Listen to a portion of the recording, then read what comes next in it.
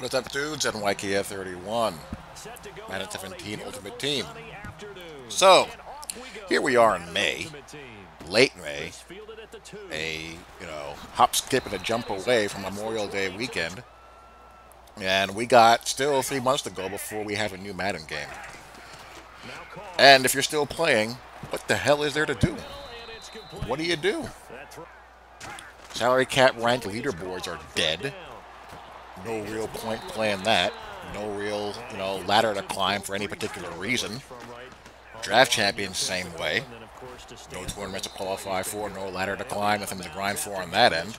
It takes about 50 minutes to find a game in salary cap ranked. And I haven't even played draft champions in months and months and months. So, what's left? Online CFMs are dead and gone. And we have either playing regular MUT, as this guy just, it's a combination of horrible adjustments to pull everyone off his offensive line so they get detonated, and terrible user control and user switching. But anyhow, what is there to do with your time? What I've done a couple of times now is I've sold all my players and bought new ones. Except for Randy Moss. I never saw Randy Moss, and I'm kind of close to putting Joey Bosa in that same category, too. Even though between the two of them, I can probably clear close to 2 million coins. But, my God, those two guys are just so good. But we've done that a couple of times already. So, really, what's there left to do other than, I don't know, I guess you can goof off and just try stuff. I got my playbook review series to finish up. We have a couple more playbooks left to go. Not the Seahawks, but Steelers. We have the Texans, Titans, and Vikings. So that's 4 left. I just finished the Steelers. I'm going to have that video up a little bit. So really 3 more to go on that. And I have a couple more things I want to talk about in my Madden 17 hits and misses as we talk about bad user control. That was pretty horrible, asleep at the wheel there. So, really, I think, my personal approach to right now is just trying stuff. I don't think there's much value in doing what this guy's doing, in, just still mindlessly running something that you got from an ebook way back in November, because chances are what you're spamming isn't going to be of much value next season.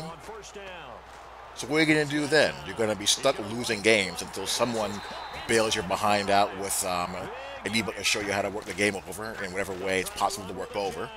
And you'll still be stuck wallowing in mediocrity when people catch on to that.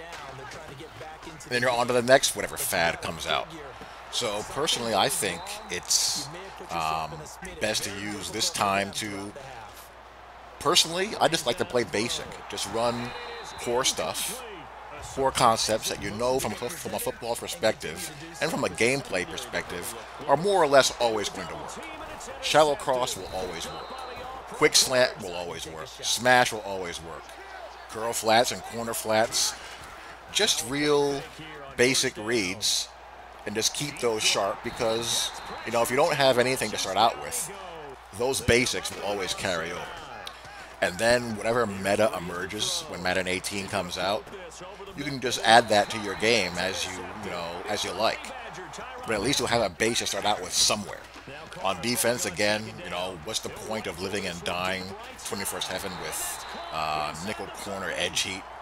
Chances are that's not going to be something that you're going to be able to use as a crutch for Madden 18. If I had to bet on 2 things that you would not be able to use as a crutch for Madden 18, it would be abusing nickel corner, edge pressure, and wide receiver swerve. I think those are as close to guarantees as you can get. And after that, who knows? We just have to wait and see what develops as far as how the feature sets are going to play, and what develops as far as how people are going to like to play the game. And also, what people figure out as far as ways to break the game. You're always going to have people that do that kind of stuff.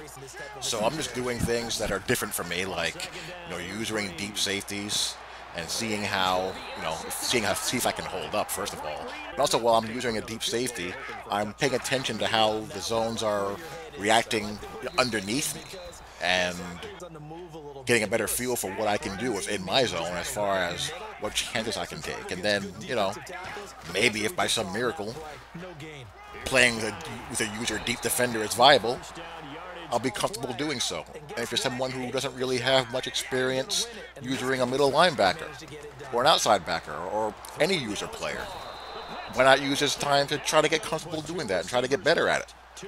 All of these things are just little ways to keep yourself engaged and just challenge yourself in ways that you're maybe not quite used to. And if you win, you win. If you lose, who gives a damn? I mean, if you're thirsting for W's right now, you're a life loser. If you're sending rage messages because, you're getting beat, or you're frustrated that your team isn't as good as your opponents, you're a life loser. Anyway, just find a way to have fun whichever way you choose to do it.